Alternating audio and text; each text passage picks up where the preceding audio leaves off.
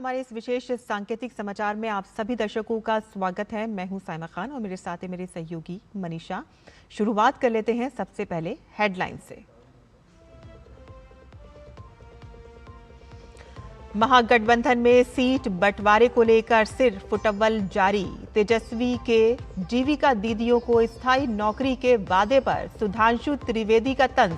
पहले नौकरी के बदले लेते थे जमीन, अब लेंगे घर संपत्ति।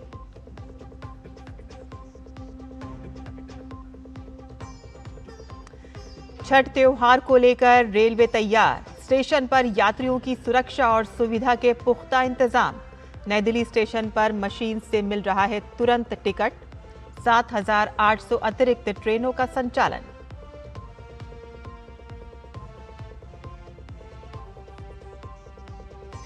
गृह मंत्रालय की लद्दाख के संगठनों के साथ महत्वपूर्ण बैठक। लद्दाख को राज्य का दर्जा देने पर हुई बातचीत। न्यायिक जांच और संवाद की बहाली के साथ बातचीत से समाधान की कोशिश।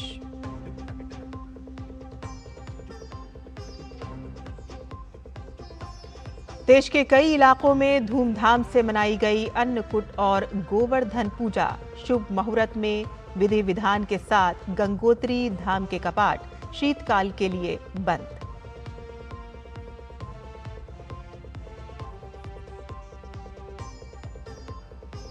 और महिला क्रिकेट विश्व कप में गुरुवार को भारत और न्यूजीलैंड के बीच होगी भिड़ंत। टीम इंडिया के लिए करो या मरो की स्थिति। सेमीफाइनल में पहुंचने के लिए मैच जीतना जरूरी।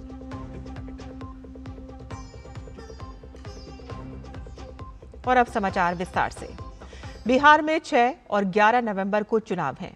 चंद दिन बाकी रह गए हैं, लेकिन महागठबंधन में सीट शेयरिंग को लेकर उलझन खत्म होने का नाम नहीं ले रही है। करीब 1 दर्जन सीटों पर फ्रेंडली फाइट है। महागठबंधन इन सीटों पर तालमेल बिठाने की कोशिश में जुटा हुआ है और इसी को देखते हुए कांग्रेस के वरिष्ठ नेता अशोक गहलोत पटना में हैं ताकि तेजस्वी यादव से मुलाकात के बाद सीटों का हल निकाला जा सके। आरजेडी ने 143, कांग्रेस ने 61, वाम दलों ने 33, वीआईपी ने 15 और आईआईपी ने 3 सीटों पर उम्मीदवार उतारे हैं। बिहार विधानसभा चुनाव के लिए राष्ट्रीय जनता दल आरजेडी के चुनावी घोषणा पत्र पर भाजपा ने पलटवार किया है। भाजपा नेता सुधांशु त्रिवेदी ने कहा कि बिहार में चुनावी प्रक्रिया गतिमान है और महागठबंधन में आपस में घमासान मचा हुआ है।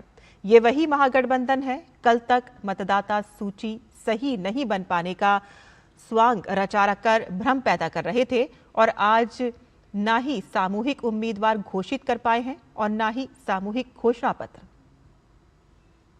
बिहार में चुनावी प्रक्रिया गतिमान है और महागठबंधन में आपस में छिड़ा घमासान है और वो घमासान इस सीमा तक है कि जो लोग मतदाता सूची सही न बना पाने का स्वांग रचकर भ्रम पैदा कर रहे थे, वो ना अपने गठबंधन दलों की सूची फाइनल कर पाए हैं और ना अपने प्रत्याशियों की सूची फाइनल कर पाए, न साझा घोषणा पत्र बना पाए, न साझा प्रेस कॉन्फ्रेंस कर पाए, न साझा सीएम क्या डिप्टी सीएम का भी निर्धारण नहीं कर पाए हैं।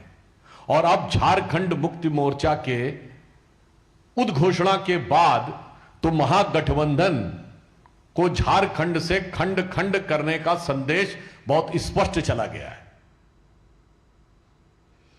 सुधांशु त्रिवेदी ने कहा कि आरजेडी आज महिला सम्मान और सशक्तिकरण की बात करती है, लेकिन महिलाओं के सशक्तिकरण और आर्थिक सशक्तिकरण के लिए जितना काम भाजपा और एनडीए ने किया है, उससे पहले कभी किसी सरकार ने नहीं किया। हमने केवल घोषणाएं नहीं करते हैं, अभी हमने 75 लाख महिलाओं को 10,000 देने का कार्य किया है। बिहार में इससे पहले के दौर में भी नीतीश कुमार के आने के बाद महिलाओं की शिक्षा और आर्थिक विकास के लिए अनेक कार्य किए गए हैं। सशक्तिकरण, आर्थिक सशक्तिकरण जो हमने 75 लाख महिलाओं को 10,000 रुपए देने का कार्य किया, वो सिर्फ घोषणा नहीं की, कार्य किया है।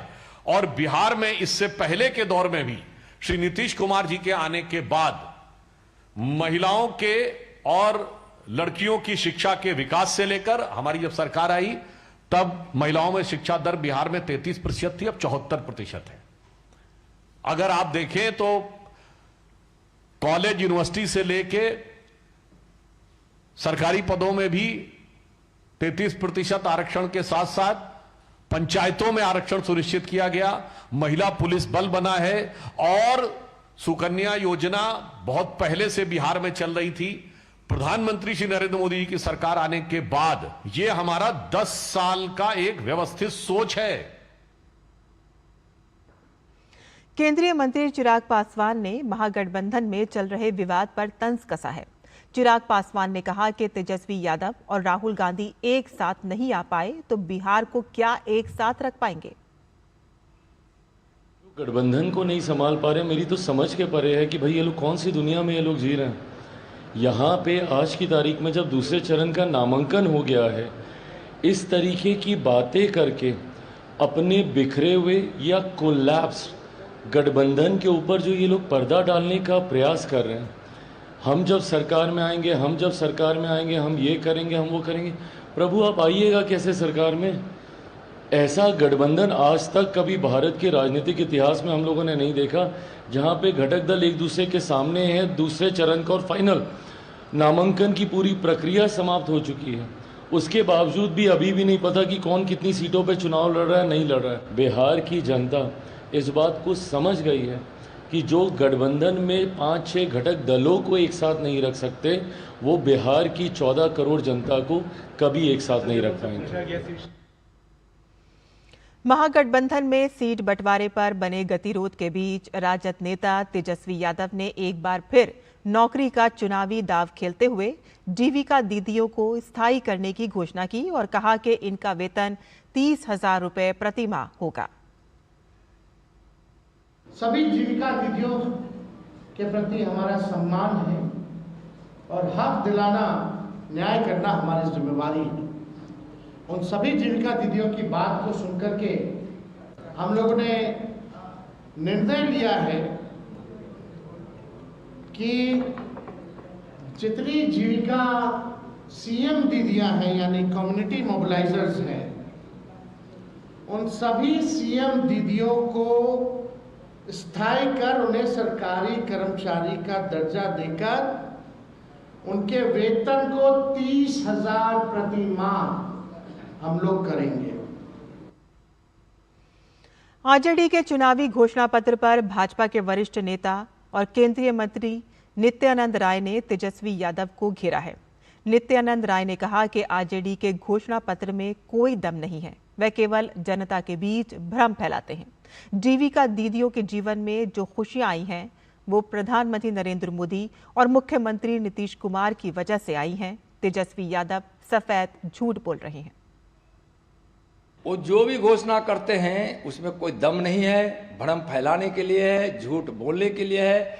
आज जीविका दीदी के जीवन में और उनके परिवार में जो खुशियां आई है वह माननीय प्रधानमंत्री श्री नरेंद्र मोदी जी के कारण, माननीय मुख्यमंत्री श्री नीतीश कुमार जी के कारण, और आज जीविका दीदी के लिए जितना भारत सरकार और बिहार सरकार की है, 15 वर्षों के शासनकाल में जो राजद कांग्रेस कम्युनिस्ट का राज रहा है उसमें जीविका दीदी पर क्या किसी पे नहीं सोचा गया। तो जो कभी सोचा ही नहीं है वह आगे क्या कर सकता है? भ्रम फैलाने की बात है, सफेद झूठ बोल रहे हैं। लेह में 24 सितंबर को हुई हिंसा के बाद अब लद्दाख में हालात सामान्य होने की दिशा में एक अहम कदम बढ़ाया गया है। केंद्रीय गृह मंत्रालय की ओर से न्यायिक जांच के आदेश दिए जाने के बाद लेह एपेक्स बॉडी और कारगिल डेमोक्रेटिक अलायंस की केंद्र सरकार के साथ एक अहम बैठक हुई और इस बैठक में एपेक्स बॉडी लेह और कारगिल डेमोक्रेटिक अलायंस के 3 सदस्य, गृह मंत्रालय के वरिष्ठ अधिकारी और लद्दाख के सांसद शामिल हुए।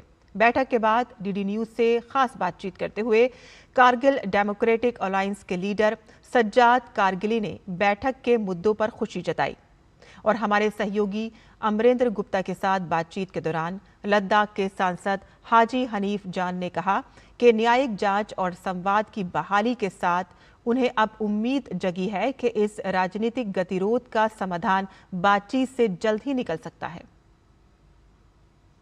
स्टेटहुड और 6 शेड्यूल की मांग को लेकर 6 साल से लद्दाख में एक मूवमेंट चल रहा है, तो उसी को लेकर एमएचए के साथ बातचीत का सिलसिला कंटिन्यू है। एक लंबे समय से हम लोग ये मांग कर रहे थे। बदकिस्मती से 24 अक्टूबर को जो कुछ हुआ है लद्दाख में, उसको लेकर के काफ़ी एक डेडलॉक सा हुआ था, वो आज ख़त्म हुआ। एमएचए की तरफ से ये मीटिंग जो है सब कमेटी की बुलाई गई थी, जिसमें केडी और एपेक्स के तीन मेंबर्स ने शिरकत किया और ऑनरेबल एमपी भी थे, दोनों सीईसीज भी थे। एक पॉजिटिव आउटकम आने की हमें उम्मीद है। अहम बैठक गृह मंत्रालय में संपन्न हुई। हमारे साथ लद्दाख के सांसद हनीफा जान साहब हैं। सर, एक अहम बैठक संपन्न हुई, क्या मुद्दे थे और किस तरह की बातचीत हुई गृह मंत्रालय से? मुद्दा वही था जो हमारे केडी और एपेक्स का एजेंडा 4 पॉइंट एजेंडा था। उसमें से जो मेन हमारा टॉपिक था स्टेटहुड और 6 शेड्यूल के ऊपर हमने आज बात करनी थी। और जिस तरीके से एमएचए जो इन प्रिंसिपल पहले माना था, हम इन पर बात करेंगे। आज खुले दिल से खुले मन से जो है उन मुद्दों पे जो है बातचीत हुआ और मैं समझता हूँ एक अच्छी शुरुआत है। अच्छी माहौल में खुले दिल से लद्दाख के ऊपर बातचीत हुआ और ये हम उम्मीद करते हैं कि आने वाले दिनों में फिर से मीटिंग बुला के जल्दी से जल्दी जो है इन इश्यूज़ का कोई ना कोई रिजोल्व करेंगे। कौन कौन से अहम मुद्दे? हमारा जो एजेंडा है उसी एजेंडे पे हमने बात किया है, तो बहुत अच्छे माहौल में अच्छी शुरुआत हुआ है। ये 6 शेड्यूल और स्टेटहुड पर क्या आंसर किया, किस तरह का प्रतिक्रिया रही गृह मंत्रालय? देखिए, हमने अपने ओर से जो हमारा जो मुद्दे थे उस पर जो सजेशन वगैरह था वो रखा, एमएचए ने अपना रखा। अब आने वाले जो मीटिंग्स है उनमें तफसीलन जो है इन पे डिस्कशन हो जाएंगे।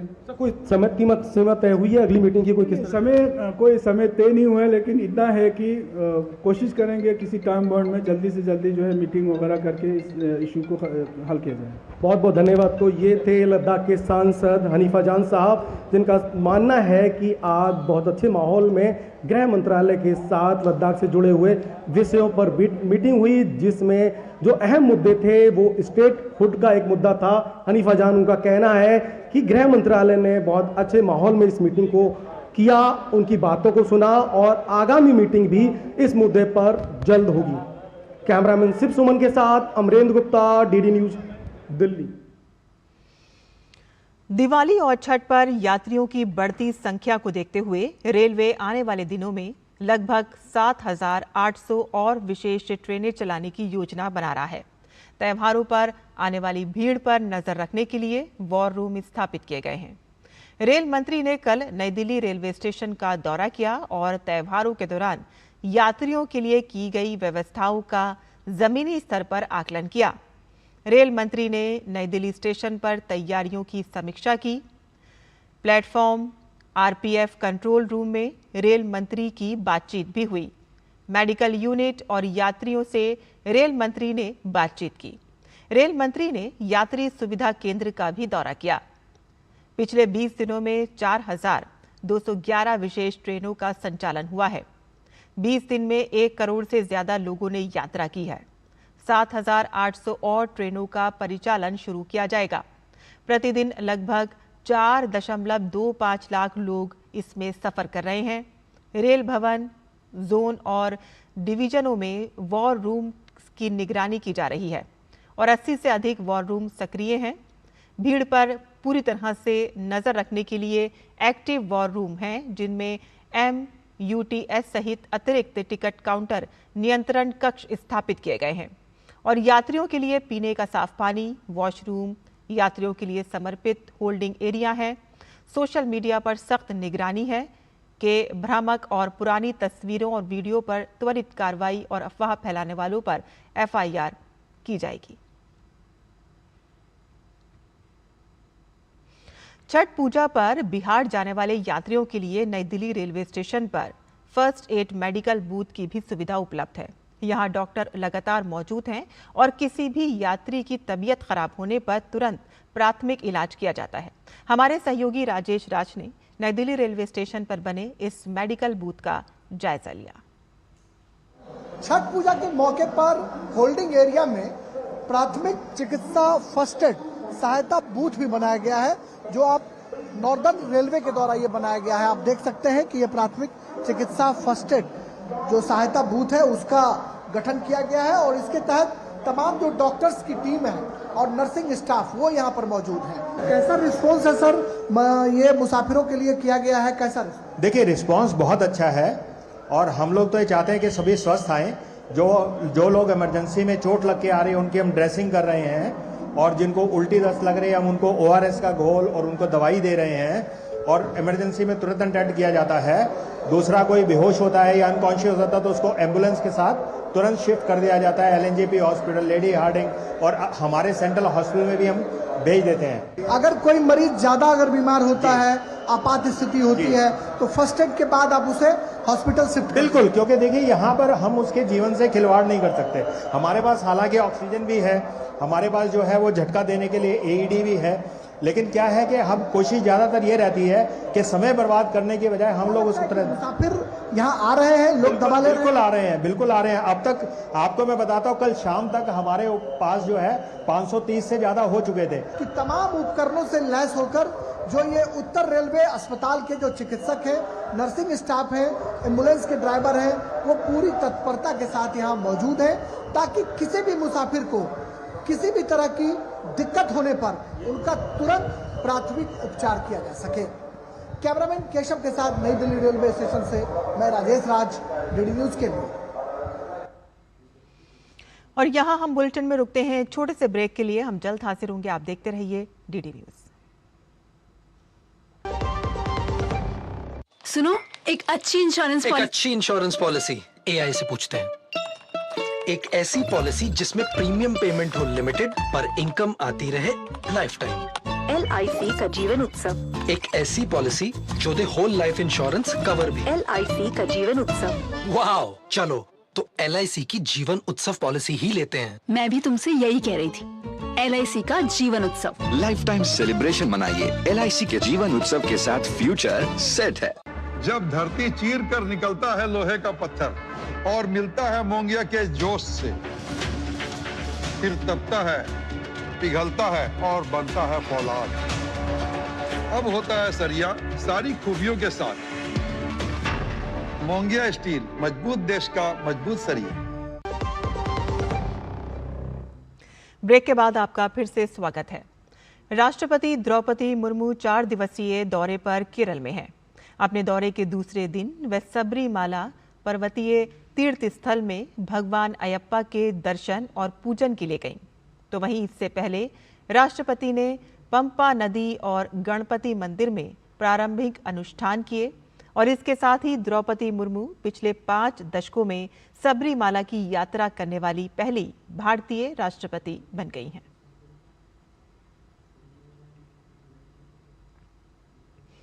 भाजपा के केरल प्रदेश अध्यक्ष राजीव चंद्रशेखर ने केंद्रीय गृह मंत्री अमित शाह को पत्र लिखकर सबरीमाला श्री धर्मशास्ता मंदिर सहित राज्य के अन्य मंदिरों में हो रहे भ्रष्टाचार और सोने की चोरी के मामलों में तत्काल हस्तक्षेप की मांग की है। उन्होंने पत्र में लिखा है कि सबरीमाला मंदिर से जुड़ी सोने की चोरी के चौंकाने वाले खुलासे हुए हैं, जो राज्य सरकार द्वारा नियुक्त त्रावणकोर देवस्थानम बोर्ड की गंभीर लापरवाही को दर्शाते हैं। इस बोर्ड के अधीन अन्य मंदिरों में भी जमीन और आभूषणों की चोरी, स्वर्ण मंडन में धोखाधड़ी और व्यवस्थागत कुप्रबंधन जैसे गंभीर अनियमितताएं सामने आई हैं। केरल उच्च न्यायालय ने 9 सितंबर 2025 को इन मामलों का स्वतः संज्ञान लिया और बिना अनुमति के मंदिर की प्राचीन वस्तुओं को हटाने तथा दोबारा स्थापित करने जैसी गतिविधियों की जांच के लिए एक विशेष जांच दल SIT के गठन का आदेश दिया। अदालत ने स्पष्ट रूप से कहा कि मंदिरों में हुए अपराध त्रावणकोर देवस्थानम बोर्ड की विफलता और राज्य सरकार की जिम्मेदारी तय करते हैं। ये मामला न केवल मंदिरों की पवित्रता और श्रद्धालुओं की आस्था से जुड़ा है, बल्कि प्रशासनिक पारदर्शिता और जवाबदेही पर भी गंभीर सवाल खड़े करता है।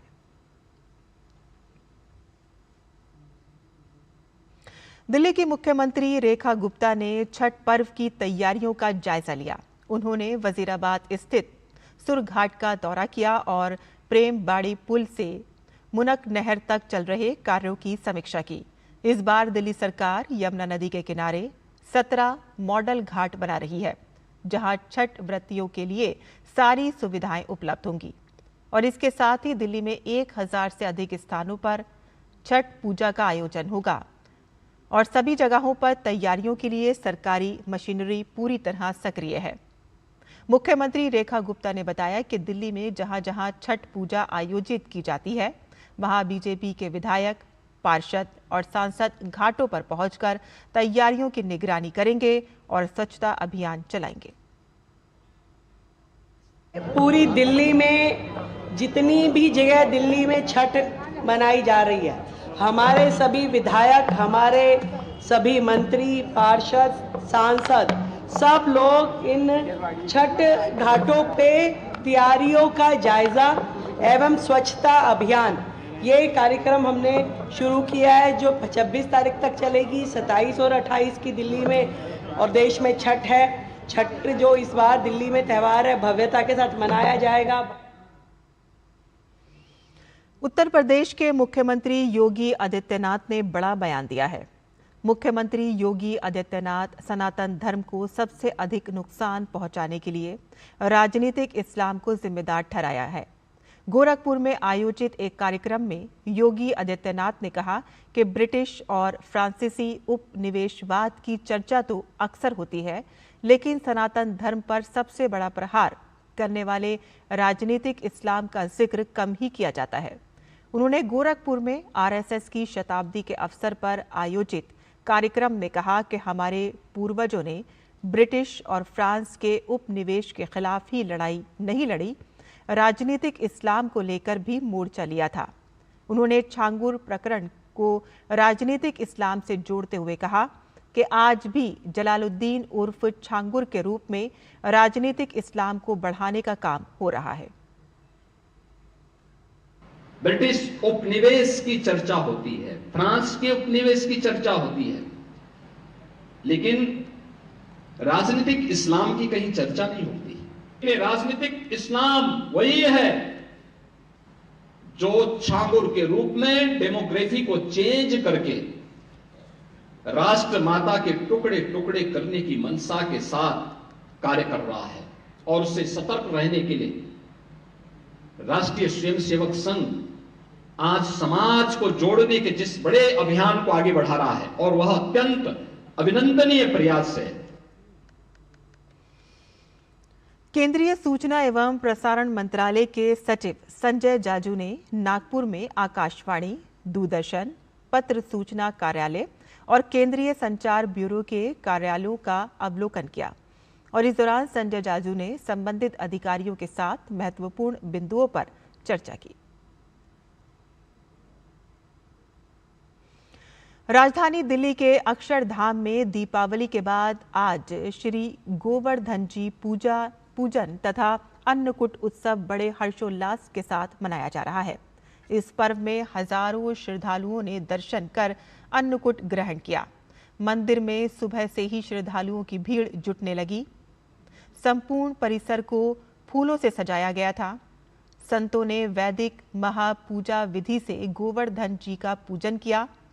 मंडप में ही गौमाता के अर्चना कर उनकी मंत्रों से स्तुति की गई।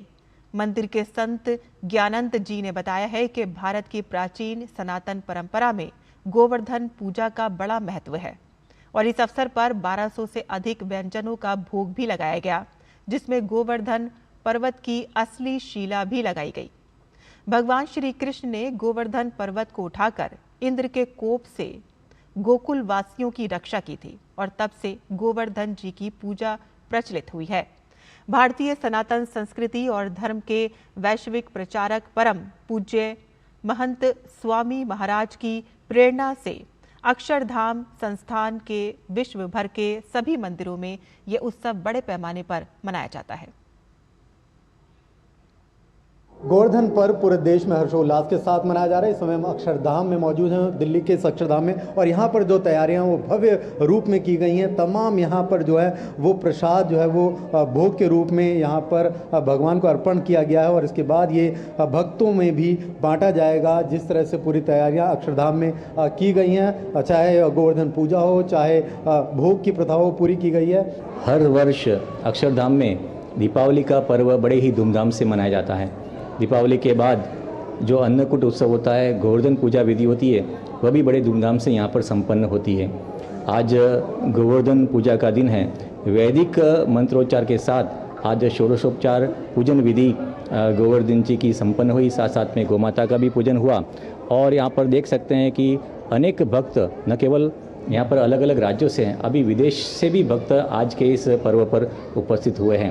इससे पूरे पर्व को आप देख रहे हैं, इसने हर्षोल्लास के साथ मनाया जा रहा है। बाहर भी भीड़ अच्छी खासी है। और इस भोग के बारे में क्या कुछ अन्नकूट देख रहे हो, 1232 जितने व्यंजन सभी लोगों ने मिलजुल के संतों की निगरानियों में ये हरिभक्त और स्वयं सेवकों ने बनाया है।